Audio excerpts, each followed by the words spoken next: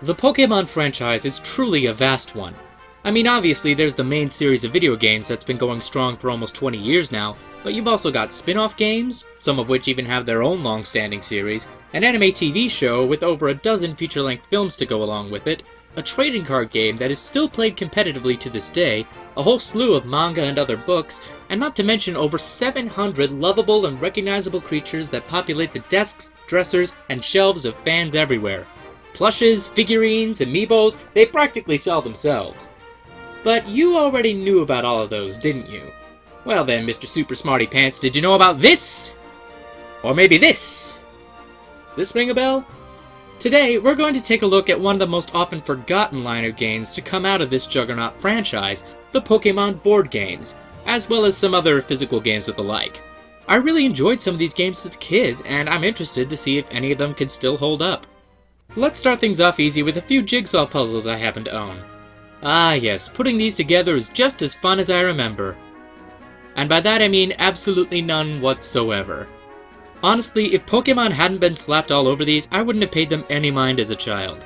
They're boring to do, take a long time to finish, especially if you're a little kid, and all you get for finishing them is a picture. Woo! Here's a puzzle with all the Gen 1 Pokemon and their evolution trees. You know, that same picture that I could have already seen just from looking at the lid to the box. And oh yeah, I'm fairly convinced that Jigsaw's made it their destiny in life to lose pieces of themselves, making you unable to fully complete the puzzle ever again. You know, in case you're not me and actually like these. Here's how the picture's supposed to look. Here's how it actually looks. No kidding, this one is supposed to have 60 pieces, and I'm missing 22 of them. I'm not sure whether that's sad or amazing. Oh hey, I actually managed to find one that's still fully intact! Wait, yeah, never mind. Alright, enough of this. Let's move on to an actual real board game. Pokemon Sorry, based on the classic game by the Parker Brothers, which itself was based on the traditional Indian game Pachisi. I'm sure there's a joke in there somewhere. This game is for 2 to 4 players. Each player takes control of 4 Pokemon of a certain type. My copy is missing a few, but you can use pretty much anything as long as you know what's what. The rules for this one are really simple. Draw a card, then follow the instructions.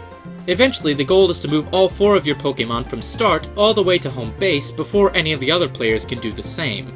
Different cards let you do different things, like move a Pokemon from start, move forward or backward, or switch places with an opponent. And if you ever end your turn by landing on the same space as an opponent's Pokemon, or you slide through one by landing on one of these slide spaces, that Pokemon gets knocked all the way back to their start. This is all largely taken straight from the original version of Sorry, but one feature unique to Pokemon Sorry is that some cards have a special effect for certain Pokemon types. For example, if you're playing the Fire type and you draw a Fire type card, you get to do something crazy awesome, like moving every Pokemon you have on the board, moving nearly halfway across the board in one turn, or even taking one Pokemon from anywhere on the board directly to home base. However, if your type doesn't happen to match the type on the card, you just do something a bit more ordinary. This game is actually really fun, although I can't exactly give it points for originality. In fact, there were quite a few of these classic games that ended up getting the Pocket Monster treatment, including Guess Who, Yahtzee, and Uno. Again, probably just there to try and sucker kids into buying them because Pikachu's on the cover. But then again, I was one of those kids too, so I really have no right to complain. And I swear I have a copy of Pokemon Monopoly around here somewhere, but I can't seem to find it. I found the instruction manual though. Does that count? Yeah, probably not. Alright, let's get into something a bit more original. Pokemon Diamond and Pearl on a roll game. I honestly didn't even remember owning this game when I found it, and that's probably because we never actually played it. Seriously, we've had this game on the shelf for years, but it was still unopened when I looked at it for this video. So I had no idea what to expect. And what do you know? It's a dice game. One that wasn't even kind enough to have the dice come pre-labeled. Okay, just let me set aside my plans for the week to peel off all these stickers. I hate this. I really hate this. Anyway, in this game, one at a time, each player will roll the 7 dice. The 6 white dice each sport pictures of Chimchar, Piplup, and Turtwig, while the 1 blue die has a Pokeball icon on only one side. After each roll, the player can keep however many of the white dice they wish, and then re-roll the others in an attempt to match a certain combination of Pokemon. If they succeed, they mark off that combination on their scorecard and then hand the dice to the next player. However, if at any time a player rolls the Pokeball icon on the blue die, their turn ends immediately. The player who makes all the combinations first wins the game. This is sort of like a meeting of the minds between Yahtzee and Zombie Dice, but it's unfortunately lacking a lot of the fun factor of those games. It's just a sort of mindless distraction that really didn't need to exist. Feel free to give this one a pass. Not that any of you watching would really be considering buying this anyway. But hey, check this out! While I was looking around for a different game, I came across this fun deck of cards. They're just standard playing cards, but instead of clubs, spades, hearts, and diamonds, you've got Pikachu, Bulbasaur, Meowth, and Staryu. Hey friend, you wanna play some Go Frillish? Maybe after that we could do a little Gen 1 rummy. I need friends. Alright, here we go. This is the one that people actually remember. Pokemon Master Trainer. You know you've had a game around for a while when even the board is in pieces. Unlike the two previous games, this one really tried to emulate the Pokemon formula as closely as possible in a board game format, and in many respects it succeeded. This game is supposed to have up to 6 players, but as per usual, some of the pieces in my copy have gone AWOL, so I'll just have to choose between Ill Ash, Depressed Ash, Fem Ash, and Jersey Shore Ash. Each player begins with a different starter Pokemon, then rolls a die to move along the board, where they can encounter Pokemon, draw event cards, or enter towns, which have their own effects. When you encounter a Pokemon, you flip over the counter on the space you're on. Then you roll the die. If the number that comes up matches one of the numbers on the counter, you capture that Pokemon and add it to your party. Each Pokemon has its own power, which both affects how well it does in battle and contributes to each team's score. Event cards do a variety of things like give you item cards, force a trade or a battle, and even encounter legendary Pokemon. Item cards can help you in Pokemon encounters, help you in battle, stop an unwanted trade or battle, heal fainted Pokemon, etc. There are a lot of other mechanics and rules as well, but they're too numerous to go over in this video. If you're interested, it's easy to find a digital copy of the instruction manual online. Now, once a player has at least 20 power points from the Pokemon they've captured, they advance to the Indigo Plateau, where they can encounter one of 5 rivals. And once a player wins a battle against one of the rivals, they win the game. In all honesty, this is actually a really faithful adaptation of the games to a new format, and I think it had a lot of potential to be a staple part of the Pokemon franchise. There's just one teeny tiny problem that kind of ruins the experience. It's close to impossible to win. Just to give you a frame of reference, during a practice game I played for researching this video, it only took about 15 minutes before the first player made it to the Indigo Plateau. By the time someone actually won, the game had been going for over 3 hours. And really, the only problem is that the rivals are ridiculous. This is Gary. He's the most powerful rival. Even if you manage to get the most powerful Pokemon possible, and happen to have 2+5 attack bonus cards, and happen to roll a 6 when battling him, he can still force a tie with a lucky roll of 5. I'm sorry, but that's a load of Tauros.